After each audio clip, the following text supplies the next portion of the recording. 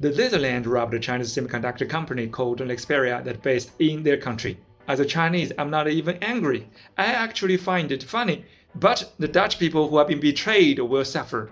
Dutch politicians openly sold out their own national interests just to please Trump.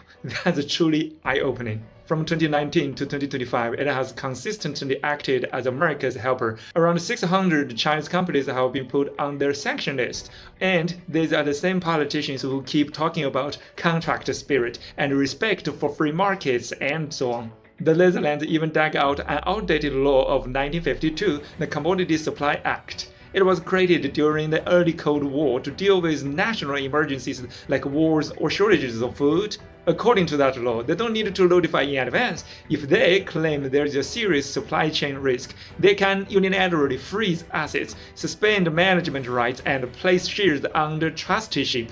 If a real crisis happens, all foreign companies and investors in the Netherlands should be careful because under their law, they can seize your assets without conditions. Scary, right?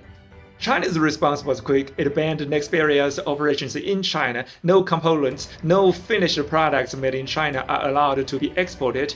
Although Nexperia's headquarters is in the Netherlands, 80% of its end products are made in China, and the Chinese market accounts for 48% of its revenue. In short, the Netherlands thought they robbed 100%, but without China even doing anything, China automatically regained 48% back. And what about ASML, the Netherlands' most important tech company? They rely heavily on Chinese rare earths. Without Chinese supply, ASML would become crippled. For China, retaliate to the US might be complicated, but revenge to the Netherlands, that's easy.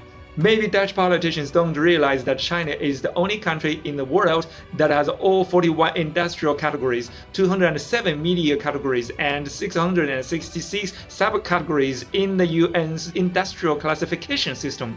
I doubt it. Do they really understand industrial Cthulhu? This means no single country can choke China through one industry. Either China will quickly develop alternatives, or it will counterattack in the industries you rely on.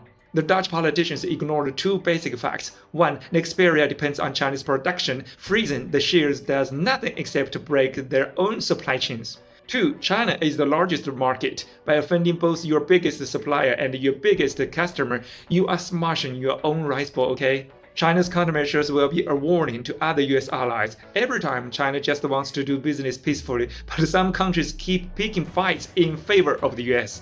Like Lithuania, now the Netherlands. Are you wondering why they'd like to suffer by licking the ass of the US government? How can these politicians are both evil and stupid at the same time? Now Trump is starting to soften its tongue after they felt the pain by saying the 100% tariffs on November 1st may not be imposed on China. It still wants to talk. Look at that. They robbed you and then came to pretend to negotiate. If you fight back, they call you the bad guy. They don't believe in righteousness, never. Robbery is a serious crime anywhere. Provocation should have consequences. The Netherlands must pay a price. Even with just economic countermeasures, the Netherlands will suffer greatly. And the Dutch politicians aren't stupid at all. They are just shameless and corrupt. But the Dutch people who have been betrayed will suffer. What a pity. Follow me on Eastern Perspective to see the world.